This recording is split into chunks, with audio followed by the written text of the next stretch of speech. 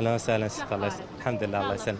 الحمد لله. شنو اسمك؟ ايمن. الله يحفظك يا رب يا مو. يسلمك. 98. كنتي شفت حمزه دائما نلقى توأمنا من نروح يا شهر شهر الواحد اكبر مني عصح لك عمو. يوم 19. صح لك عمو ولا لا؟ لا بعد وين بعدنا شباب. الله يحفظك. شنو الاشياء اللي حققتها وانت بعمر 25 سنه؟ يعني 400 مو؟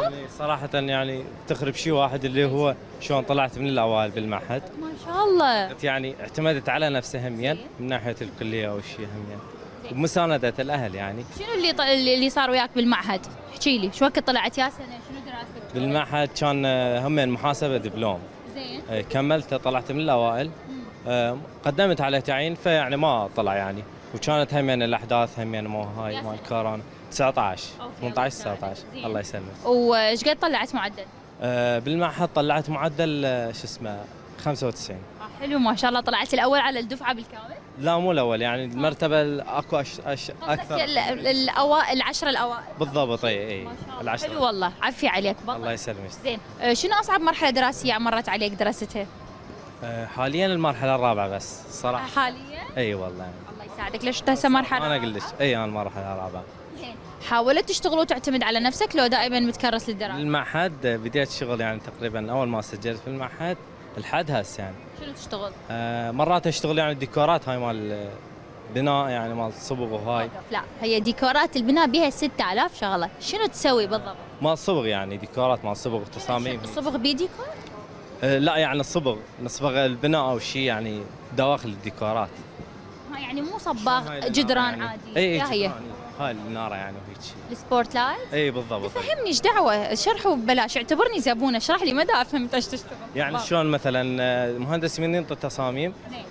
اكو شخص التصاميم الداخليه لو حتى الخارجيه؟ اي داخليه بس. داخليه اوكي. انطاك تصميم داخلي شو تسوي؟ احنا نشتغل نقص على القصات مالته ونقص هم نثبت بالحيطان وبعدين نشتغله تصحيح وصبغ هيك. يعني انت حتى الخشب وهاي الامور انت تسوي؟ بالضبط. اي بالضبط. حلو كريم. خذ رقمه للولد ما شاء الله طلع مهندس تصميم داخلي كلش حلو شغله.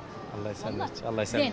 دائما نسمع خصوصا بمجتمعنا ما اعرف ليش هو مو بشكل كلش قوي وانما موجوده انه التصميم الداخلي والمهندس اللي يصمم تصميم داخلي مو مرغوب. ليش؟ يقولون مثلا اجوره كلش عاليه، يعني ايش بيه الصباغ يكمل اموره. انا قلت انطر خبز الخباسته، فانت كونك ويا هذا الموضوع بتاتش مباشر، يعني انت موجود اجوركم صح شويه عاليه. ليش انتم هيك مهمين؟ احكي لي ليش الهندسه الداخليه مهمه للبيت؟ مو ست يعني يحتاج يعني اكثر من تخطيط يحتاج ويجوز يتغير التخطيط. يعني هو الاستاذ او يجيب من يجيب المواد، اذا مثلا صمم تصميم مكمله رجع المهندس ما عجبه التصميم او بالبيت ما عجبه التصميم، لازم مجبر يغير. يرجع لنا ويجيب غراض من جديده ويغيرها من جديد هيك. شغله ثانيه انا اللي اعرف بالتصميم الداخلي المواد هي اصلا غاليه. صح. يعني الالمنيوم الاناره معينه بالضبط والجستنبورغ همين غالي. زين. الانارات اللي موجوده بكل المنازل هي ستاندر، بس من يكون عندك تصميم داخلي تضطر تحتاج اناره خاصه. بالضبط. مال الشركات يعني لازم او توصل من الخارج يجيبونها. فانت من تكون ابو شركه عادي عندك مبلغ 1000 2000 5000 دولار، بس من يكون بيت صعب عليه الالف، يحس انه هو حايط مترين بمترين. بالضبط. اي صحيح. بس اذا ابو شركه او ابو مول هو مستوعب انه المول او هذه البنايه يحتاج اي اكثر يعني. فعند ال 5000 دولار اصلا مبلغ بسيط بالنسبه للحجم. بس كأني مثلا ابو بيتي 50 متر 100 متر 200 متر يقول لك هو حايط شنو تريد لي 5 ملايين ما عوفه صبغ جوتن وفضل. صحيح. اي يعني هسه اكثر شيء البيوت الكبيره يسوون بها تصاميم حلوه يعني واكثر تطلع يعني دقتها حلوه. اي بس على فكره التصميم الداخلي اضاف للبيوت العراقيه لمسه جمال مو طبيعي. طبعا هي اكيد. لان انت تفهم هذا اللون شو يحتاج. بالضبط. اي يعني اللون مثلا شو يحتاج او مثلا الاناره من مثلا غرفه الاستقبال تختلف انارتها عن شو اسمه المطبخ. يعني كل قسم غرفه الاستقبال تصير انارتها يعني اكو بيها شو اسمه مثلا اذا تريدها خافته او تريدها عاليه مثلا او تريدها متوسطه يعني. اي بس المطبخ هم يعني تريدها عاليه او مثلا شو اسمه خافته هيك.